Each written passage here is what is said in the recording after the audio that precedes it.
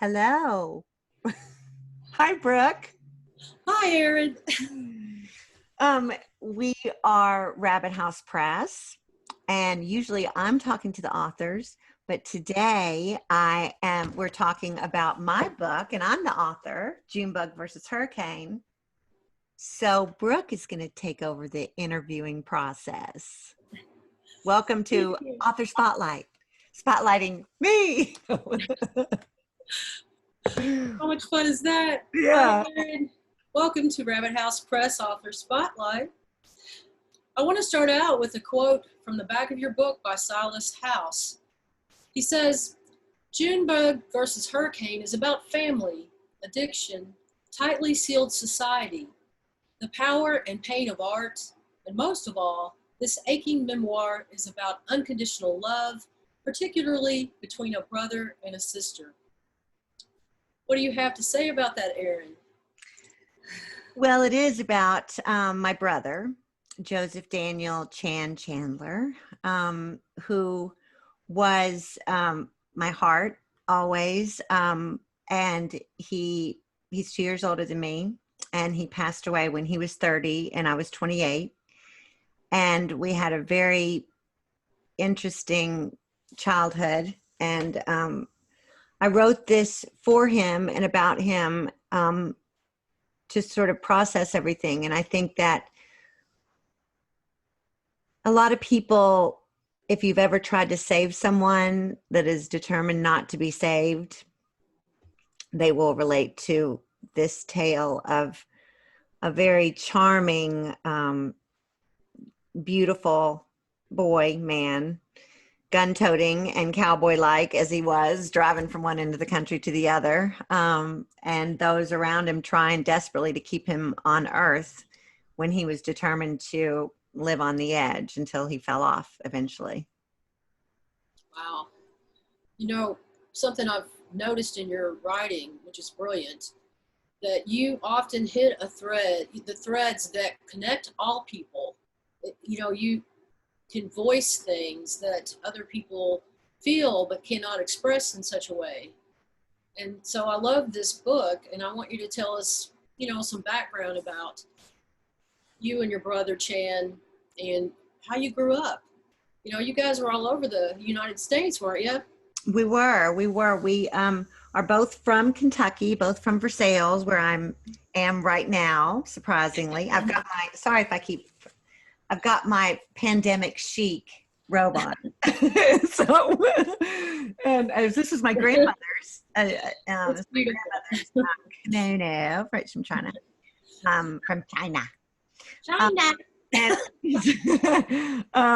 Anyway, China from my house. Yeah, exactly. Chan and I grew up here in Versailles, and I didn't return until a few years ago and spent my whole life away. We both left when I was 8 and he was 10, and we moved to Maine after my parents got divorced, and we moved to Texas, and we lived every summer in Las Vegas. And Chan always wanted to come back because this was the place where our cousins and our grandparents and our life was. And he sort of, as a young boy, never took to the idea that, our parents were changing ways, and neither of us liked our stepfather.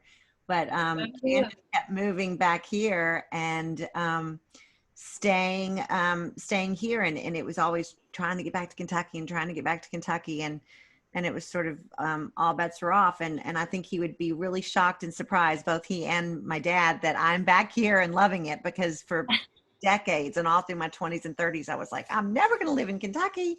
And now I can't imagine really being anywhere else. I'm thrilled to spend the last chapter of my life here. Fantastic. Now, didn't you go to school down in Texas when you said you all moved down there? That was with your mom, and yeah, I lived to high school there. I went to high school in Texas, and I wasn't going to read that chapter, but that might be an interesting chapter to read. The Texas chapter.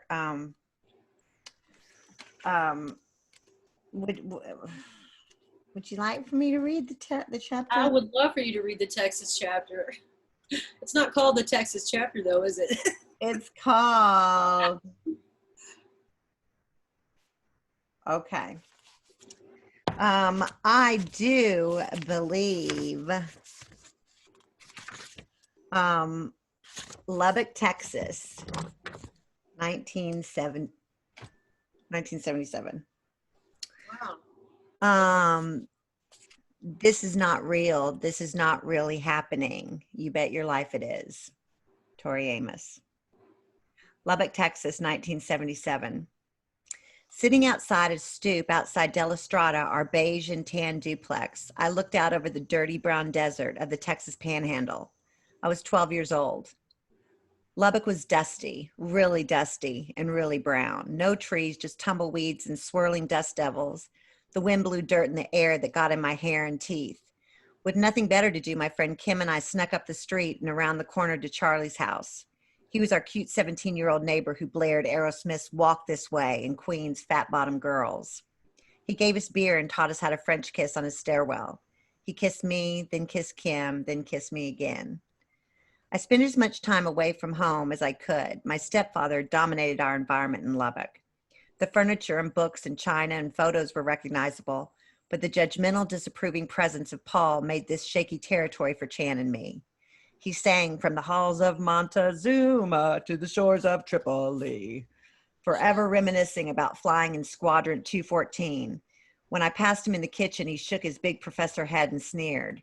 When I offered an opinion at the dinner table, he scoffed, "I'm not going to listen to some infant." Paul had a horrible temper and was mean as a snake more often than not. He was sullen, hostile, dismissive, and verbally abusive. Everything in his eyes said he was barely tolerating our presence.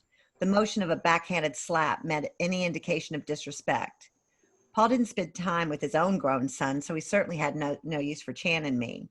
He dreamed of whisking Mama off to some remote destination and came close to accepting teaching positions in both the West Indies and Barrow, Alaska. "Children should be seen and not heard," he said time and time again. As we fluctuated between the unrestricted life in Las Vegas and the police state that existed in my mother's house, the two worlds could not have been more different. It was a hard pill for Chan to swallow, and Paul was in our lives for good. The turmoil continued to escalate. "That's my father's chair you're sitting on. In fact, all this furniture is my father," Chan screamed at our stepdad. "Chan, sit down," Mama said. "Buddy, why don't you just sit down and cool off? I don't have to listen to you. You're not my father." Chan came over the table, took a plate of food Mama had prepared for him and hurled it across the room. The red plate shattered against the wall. Roast and mashed potatoes oozed down the bookshelves. "God damn it," Paul said. "I'm not trying to be your father, but this is my house. Clean that up." "Fuck you. You go clean it up." Chan kicked the chair in front of him, sending it over its side, and headed for the door. "Do not go out that door," Mama ordered and then begged. "Chan, please do not leave." Out of the door and into the night like clockwork. My mother cried and wiped the floor and table while yelling at Paul. "He's the child. You're the adult. Can't you be nice, ever?" Paul turned to me and attempted to make a sympathetic eye contact because I was the last one standing. I smiled, but it was forced and fake. When he gave up and left the room, Mama turned her anger on me. "Neither of you give Paul a chance. Chan's horrible, but you're every bit as dismissive and rude as you can be." "I'm going to my room," I said in tears. "Good." I sat at my white desk and turned on the nightlight of my vanity mirror, wrapped with pink and yellow flowers and green iron vines. It was time. Time for the freedom unveiled when I climbed out my window and into the night. It was time to breathe. Time for my high school friends to pick me up, give me cigarettes and bourbon, and meet the cute boys outside of their dark houses. I curled my hair and put in my feather roach clip combs, applied bubblegum lip gloss and blue eyeshadow, stared out the window and waited for my ride. Boy, a lot of people can relate to that. I think so. Yeah. You know? I think it's interesting because your family's been such a public family, and you have to maintain this certain kind of facade, and then yet you're going through the same thing as a lot of other people, the same kind of pain and same kind of, dynamics in your family. So it's interesting. Yeah, I was reading This Boy's Life, and the part when he was talking about his stepdad, I think it was also a Marine, which I think that also Pat Conroy's books have a mean Marine stepfather and all that, or father, actually it was his father. But but they, you know, he says, the thing about you is his stepfather. And I'm like, oh my God, I recognize that so much, you know, that there's a type of man that, that he is. I think that's the great thing about books, is that we share our experiences as personal as they are, or as specific as they are, and they end up being the same as a lot of people's experiences. That's true. My mom married an Air Force colonel. I'm familiar. Some of the stuff, that attitude, the whole macho kind of tough guy stuff. Right. But so did you graduate down in Texas? I did. I graduated high school there. I was there from the 5th grade through high school, but I left, you know, at this every summer and stayed with my dad in Las Vegas. And you get to meet some movie stars out in Las Vegas? Oh yeah. Your dad was like a big entertainer, right? And you and your brother are my dad was Jr. and all these kind of people, right? Yeah, my dad was a casino host at Caesar's Palace. Yeah. And vice president of Caesar's Palace, actually. Yeah, so we sat, our babysitters were the show people of Caesar's. You know, let me show you. I actually, if I share my screen, I have some pictures. Very cool. Yes, let's see them. Discovered this. Let me go like that. Here is a picture of Chan and I in Las Vegas in the 70s. Wow. And that was my sweet daddy. And that was at the Aladdin Hotel. And we, you know, every night was a big festive giant dinner, 5-course dinner at these elaborate hotels. And the 70s in Las Vegas was very different. I can read an excerpt about Las Vegas if you want me to in a second. Yeah, I'd like to see the trailer. If you would share. Yeah. Absolutely. The book trailer is amazing. This is me and Andy Williams. Oh my goodness. His babysitter, I mean, his background dancers were my babysitters for years and years. They'd come and spend, you know, 3 months every summer at Caesar's in the showroom. And so I was with them every day. And so I attribute a lot of my showbiz yearning to them. Now, this is my dad. Oh my goodness. It's a great picture. Isn't that funny? That was his, and that's how every woman at Caesar's, every cocktail waitress was dressed like that all the time. I mean, this was what it looked like. It's so different than it is now. I'm so glad that I experienced it. I wonder what it would be like if I, you know, was this age and experiencing it that way in the 70s. But it was a wild time, and we were the only little kids around. I mean, now it's like a little kid's haven, but back then there were just the adult playground. Wow. My dad's girlfriend Dolores, who was with Willie Nelson, he was there during the time, and it was. Look at Willie. He looks like a baby. Yeah, he loved her. He was so fun, and Dolores was amazing. I mean, it was like they were just like from Las Vegas to Vail to Aspen to Kentucky to the Kentucky Derby. It was quite a wild life. And while I was, you know, 10, 11, 12, 13, watching it and up, it influenced both of us, you know, tremendously. Right. And did that not influence you? Right, exactly. And so yeah, this is do you want me to play the book trailer? It's to the left there. There you go. Okay, I'll play it, and this will give everybody an example of double click it. There you go. Of what the book's about, and we'll just be quiet for a minute. Come on. Oh, stop. Oh, I just started it twice, Brooke. I want to know, have you dealt with change? I really have. Unbelievable. 7. With change? Yeah, at least. I want to know, have you dealt with change? I really have. Unbelievable. 7. With change. Now, who's that baby? Brooke, I have to open this because How do I make this bigger? He's almost like a rock star when it's Just double click on it. There you go. And there. Yes. I had a head start with Daddy. I had a head start being Daddy's son. And he made an imprint. I mean, he integrated the schools. You know, this is where it's playing it here, but I can't see it. Jackie Robinson play.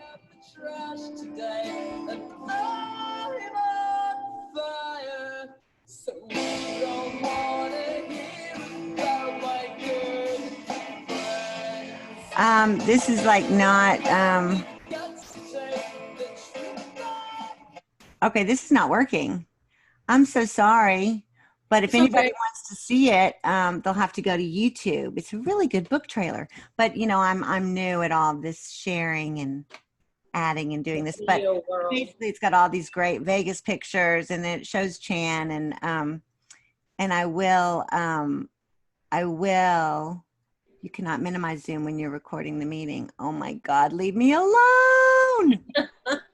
Let's just. The virtual world. I know. Okay. Okay. Anyway, I'll forget with the pictures, but anyway, do you want me to read some more instead? Yes, please read some more. Okay. I love this book. Thank you. All right. Let me get my situated. Okay. Instead of seeing the book trailer, which you can get the book, by the way, Junebug versus Hurricane, at rabbithousepress.com for a signed copy.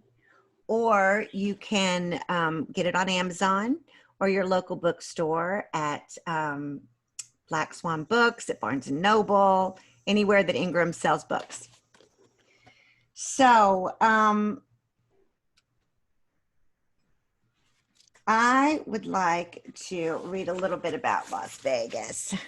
Like many cultural waves you can't predict, Las Vegas in the 70s was a particularly exciting moment in time. An exclusive grown-up playground. Until the early 80s, the men who created Las Vegas ran nearly every hotel. Mobsters like Cleveland bootlegger Mo Dalitz, Al Moki Ficento, Wingy Grober, and Marty Buccieri. I do my own killing, said Benny Binion, another no-nonsense hard-scrabble pioneer of the gaming industry. The owner of Binion's Horseshoe took its shine to my father from day one. This big bear of an imposing figure wore a giant hat and bolo tie, and he always seemed to be part of our day. Daddy loved the fact that Benny was a poor kid from Texas who went from horse trading to liquor running to dice dealing and arrived in Las Vegas just after World War II with a couple $1 million cash in suitcases and his extended family piled into a Cadillac. Wake up, our father shook us awake at 3 a.m. What? I said in the darkness. Come on, we're going to Binion's. Ari, get up. Chan pulled at my arm, half asleep. We hurried out of our beds and into the long, empty hallway of the carriage house. The fluorescent lights revealed the velvet pale gold and paisley walls of the nearly vacant high-rise apartment building that stood at the end of the strip. Turns out a money collector had threatened Daddy, and we were forced out on the lam. I wasn't frightened. In fact, I got a charge out of the adventure. Even now, when all hell breaks loose, I'm washed over with a strange calm. Binion's Horseshoe was a step down from the marble hallways of Caesar's Palace. Downtown Las Vegas was seedier, dirtier. The high-stakes gambling was just a little more dangerous. But in our hour of need, this is where we fled, and Benny protected us from the bad guys. What's he doing? Chan and I peered through the banister, sitting on the staircase of yet another gaudy red paisley carpet. Our father was below in a sea of blackjack tables, talking to a couple of men in suits. He's getting us a room, Chan said, putting his arm around me. Don't worry. Daddy looked up and held his fist up with a smile. We, in turn, held both of our fists up through the banister. Soon after, we began this new ritual called the money dance, chanting and bouncing from one foot to another like Indians. We never told Mama about these shenanigans, never wanting to blow Daddy's cover and ruin his chances for reconciliation. My father was enthralled with the psychology of the gambling racket. All the drama fascinated him. There was always something untoward going on. The whole town was built on it. There were several hits put on his buddy Ash, whom we saw on a daily basis. Once 8 sticks of dynamite were strapped to the bottom of his car. Ash was shot by an anonymous gunman leaving Caesar's Palace. So was Edward Martin Buccieri, another floor man at Caesars who was shot in the head in his parked car after working at the casino since its inception.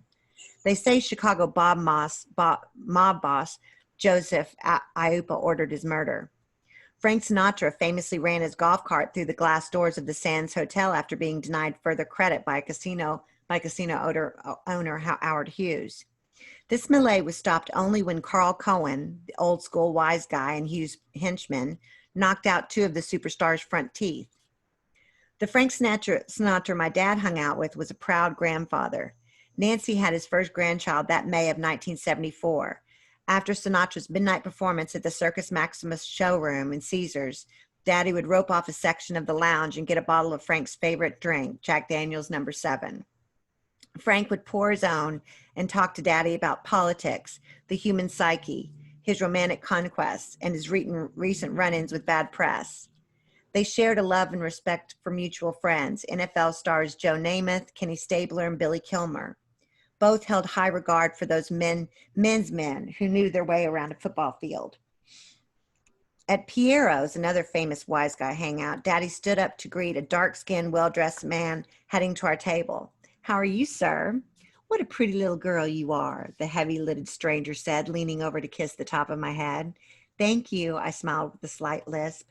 "Thank you," Chan mocked me. "Even the nicest guy you know could be leading a double life," Daddy leaned in and whispered when the man was out of earshot. "It's never a good idea to know too much. The ones that do are usually the next in line on the chopping block. That's a guy you don't even want to be on his good side." Chan and I trained our eyes on our father, averting them from the fellow in the leisure suit settling into a round table in the center of the room. A woman at his side sparkled vacantly in a bedazzled turquoise turban. It did not escape either of us that we were on his good side. Wow. That is amazing. So. Fantastic. So you were back there when history was being made, seeing the front and the back of the glam, Yeah, it was really interesting, and I'm glad that that we did get to experience that. I have no desire to even go there now, and it was just really fun, and it was exciting, and I wouldn't have it any other way. But as I explore in the book, it did give my brother a false impression of what life was like, and running with all these cowboys and gangsters as our best friends were. I don't know how he could have. I think he was just doing the best he could with no example but wild craziness and outlaw, behavior. Now, how did you guys end up out in California? Didn't Chan go out there with you? No, I ended up because I was actually there was my best friend since I was 10 years old, who's in this book too, Junie Mashiaki, and Chan's best friend. Her parents had her dad worked for the Shah of Iran, and he had a place in Las Vegas, and right in the complex that we lived, and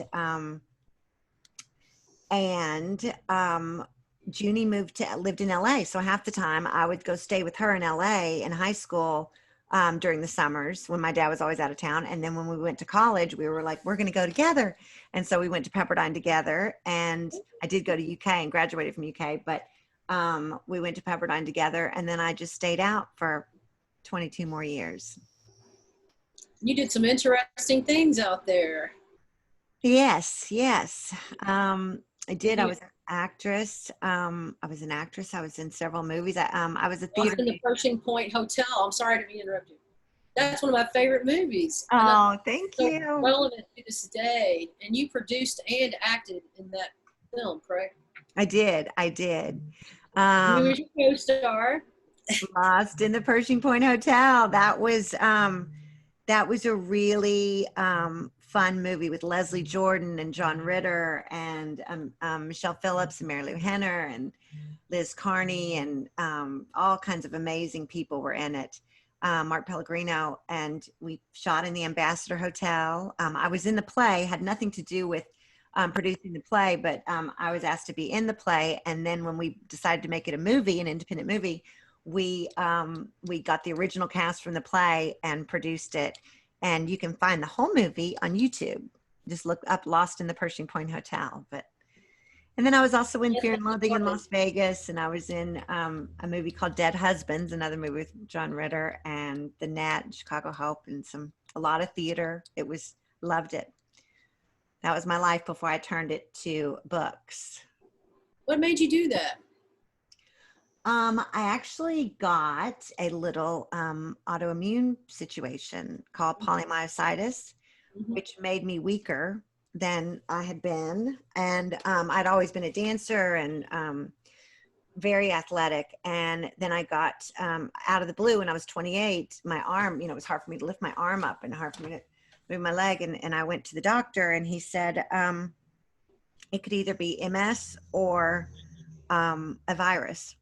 And so I promptly fainted. I had met with, that day I'd met with Sherry Lansing, the head of Paramount Studios, and had, I was in my little dress and I had my reel and I was all, little actress, 28 years old.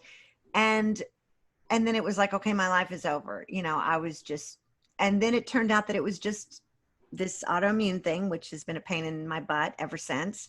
But it was not MS, thankfully, and bless everybody that has to deal with that. I just have to deal with being weak, and now for decades they gave me prednisone and Imuran and a bunch of stuff that I was, able to just sort of be slightly weaker. Now I'm strong, but my balance is off, so I walk with a cane, and that's no fun, and that doesn't seem very glamorous when you are trying to go to an audition and you're like, hey, you need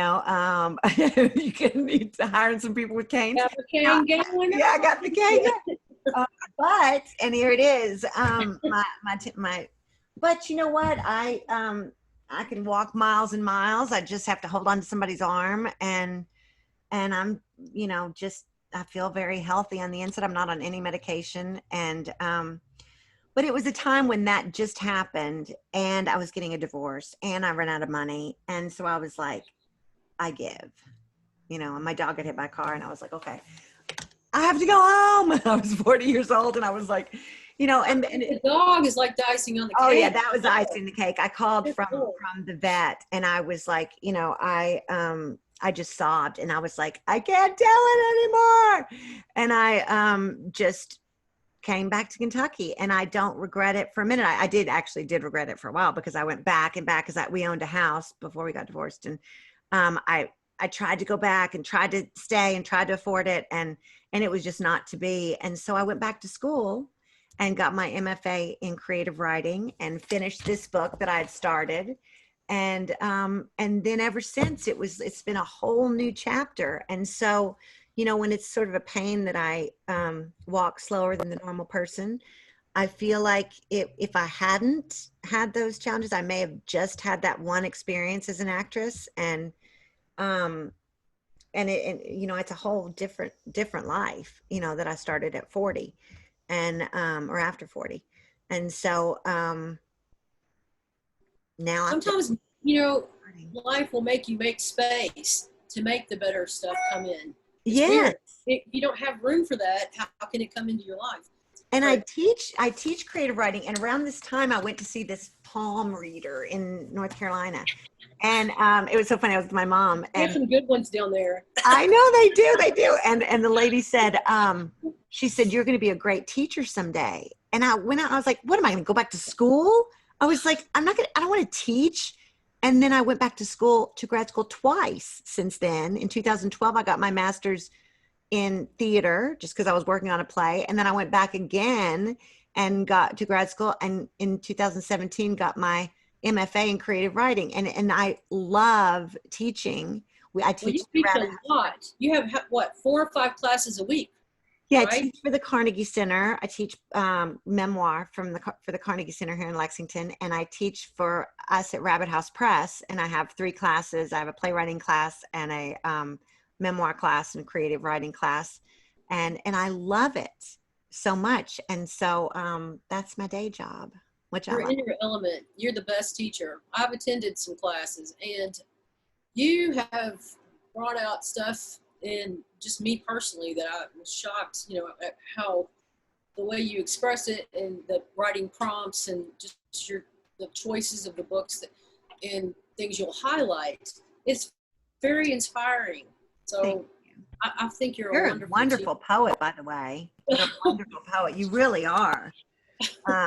You really, really, really are. Well, we would not know that if it wasn't for you. So thank you. Thank you. Oh gosh. So I want to ask you some more about We've got to be almost finished. How much time do we have? Nope, you're not getting out that easy. Okay. We're talk about some more stuff. Just settle down, girl. Okay. So you and Chan grew up together, and then you went to California, and he stayed with friends in the Vegas area. Is that right or not? Did he stay with friends in the Vegas area? Yeah, like how did you guys? Well, my dad always had. To save him, but how did this kind of transpire, and then you had to end up just putting it all out in this book, and expressing it that way? Well, when he was 15, my dad had a condo outside, right behind the Hilton that he had since we were little kids. And Chan went back there. But by the time Chan was about 15, he was wild as a banshee. And at the same time, just like I said, he was charming and kind and smart and gorgeous and all of these things. And I have one picture of him that I can show. I hope this doesn't mess it up. Okay, let me share the screen. How do I share the screen? Share screen. Share. And here he is. Wow. That's gorgeous. Wow. Yes. He whitewater rafting. That was whitewater rafting. And he was always, just taking people and picking them up and driving across, kidnapping people from when he was since high school and driving them across the country because he was used to, living the high life. So he wanted to share it with everybody else, as I did. And here's a picture of, let's see what else if I got. This is a picture of us. Oh, wow. I love that. Now I could read one more time. I wish you would. We have time. You read my mind. Okay, if we have time, I'll read. We have time. You just get on it. Okay, stop share. All right, this is sort of a glimpse into what life was like with Chan, and the reader can come to their own and the conclusions.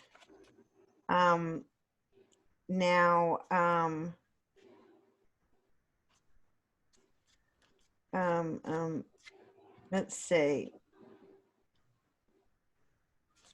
I'll tell you. So sorry that this is Chan. Okay. Chapter 5. Let him know that you know best, because after all, you do know best. Try to slip past his defense without granting innocence.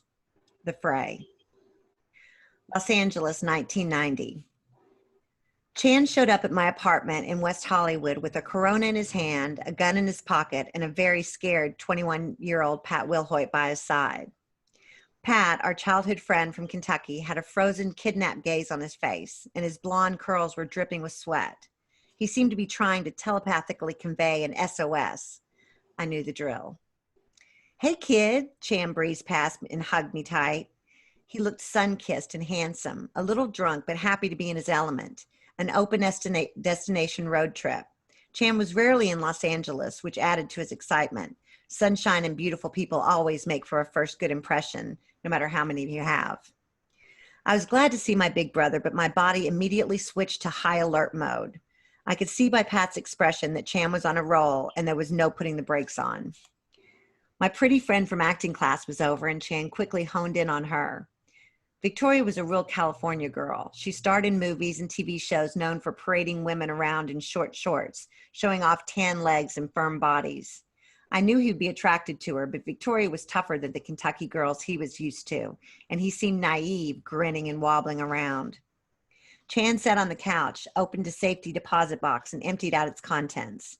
He just retrieved the stash he kept at a bank in Santa Monica. What fell out were a few gold chains, a chunky 14-karat bracelet that said freedom, a Rolex watch, and several shiny coins. It was his bold statement laid out in front of Victoria, promising a good time. Come to Vegas with me, he winked. Oh no, I don't think I can do that, she said, suddenly shy. Come on, come to Vegas with me, he flirted. I don't think I can do that. She glanced over at me and giggled. She was clearly flattered, but not sure what to make of my mysterious brother who had hijacked our afternoon rehearsal. Chan, she doesn't want to go, and you shouldn't either, I called out, still at my precautionary post by the door. Kid, when I want your opinion, I'll ask for it, Chan said, pulling a Corona from his duffel bag, followed by a bag of pot and a gun, which he placed next to him. He wore a t-shirt and khaki shorts. His eyes were glassy. I was helpless at the other end of the room, but strangely fascinated with the ritual to come, the joint rolling process. I'd seen my brother perform 1,000,000 times before. I knew I had zero control of the situation. If Chan wanted to go to Vegas, he was going to Vegas. If Chan wanted to take my car to Vegas, he was taking my car. If Chan wanted to take me, then I was going to Las Vegas. I observed the situation with a familiar apprehension that had taken root and settled deep into my being a decade before. This unease, this not knowing how the day will play out, this waiting for the ball to drop, quite literally waiting for the gun to go off, had come to define my earthly experience as much as anything else. On the other hand, this was fairly new to Pat, and he was exhausted from his cross-country trip with Billy the Kid. Apparently, Chan had gotten into numerous bar brawls along the way, and it seemed he was just getting started. You don't have to go with him, I said to Pat. You can go home. You don't have to go with him, Chan mocked me in a baby voice, spinning his gun. You can go home. Don't you think it's a little dangerous for you to be driving? I asked my brother. Don't worry about me, kid. I'm packing, he smirked, alluding to his firearm. What are we, in the Wild West? What are we, in the Wild West? He repeated in the same baby voice. I really just want to go home, Pat whimpered. You can stay here like a pussy if you want, Chan taunted, but I'm going. Chan, brother man, Pat bowed his head. I really just want to go home. Hey, kid, can I use your shower? Chan ignored him and jumped up, infused with new energy. Sure, I said. He grabbed another Corona and strutted towards the bathroom. The moment he left the room, I called his AA sponsor, Ernesto. Chan had been in and out of the program for years and developed a close relationship with his sponsor from when he lived in Marina del Rey and religiously went to the AA meetings in the Valley. I pleaded with Ernesto to get right over to my place, reporting that Chan was in town and he had a big gun. I was petrified he would get into a fight with someone and someone would tackle him and shoot him with his own gun. He was obviously out of control, pitifully swaying back and forth with that childish grin plastered on his face. By the time Chan got out of the shower, Ernesto was over and had confiscated the weapon. He came out of the bathroom in a cloud of smoke. Hey, buddy. Pulling off a casual greeting, Chan brought Ernesto in from a warm embrace. What a surprise. He shot me a dirty look. Man, I'm just out the door, but it's good to see you.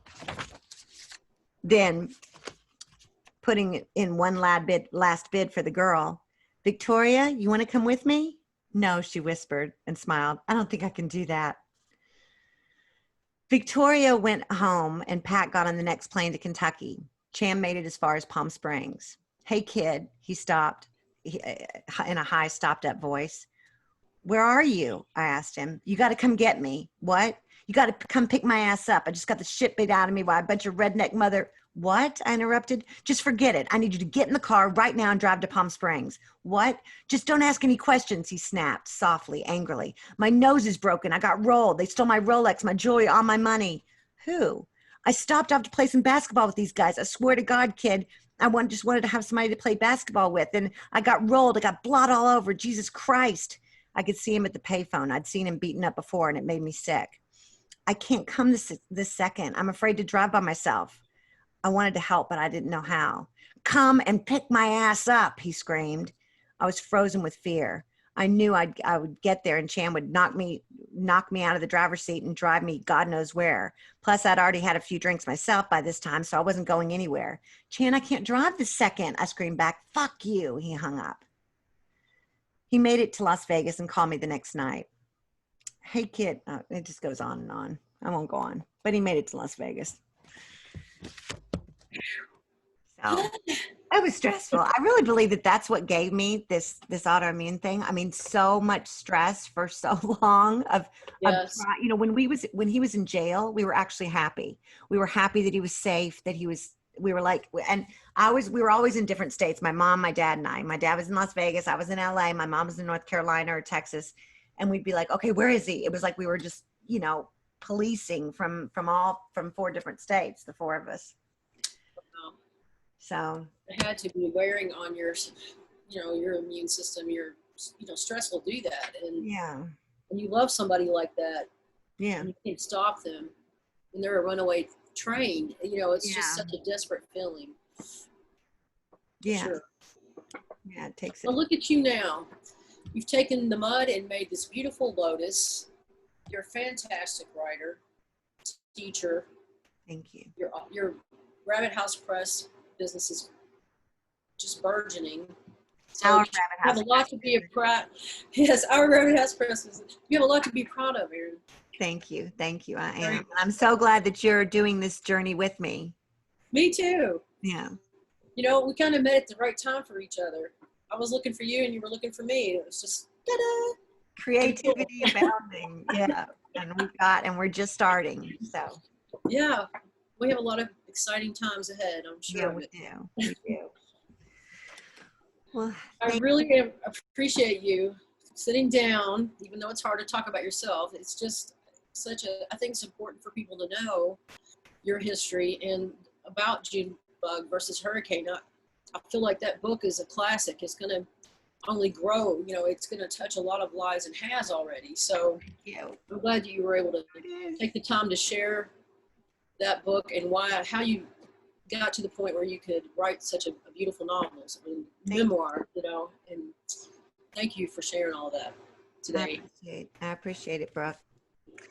Anybody that wants the book can get it again at rabbithousepress.com or Amazon or Ingram or your bookstores. Can we have it at Joseph Beth too? They have it at Joseph Beth, yeah. Yeah, if it's a Joseph Beth, it's got to be a real book. Come on, Yeah, man. it's a real book. Anyway, thank you for everybody that stood out and listened to us. And Brooke, love you. You too, Erin. I love you too. I appreciate it. All right. See you on the next time. I still see you all the next time. We are next. We're talking with Nancy Royden next, and the book that we published, that Brooke did the beautiful cover. Do I have it here? Oh my God, I don't have it in front of me. I thought I had it right here on my desk, but it's over there on my I bookshelf. have it right here. We're talking to Nancy Royden. Oh, darn it. A wonderful poet with a book called Transcendental Voyages from Kentucky to Kathmandu. And we're very excited about it. So Brooke and I will be talking to her next week. All right. Thank you all for listening. Good. All right. Bye, everybody.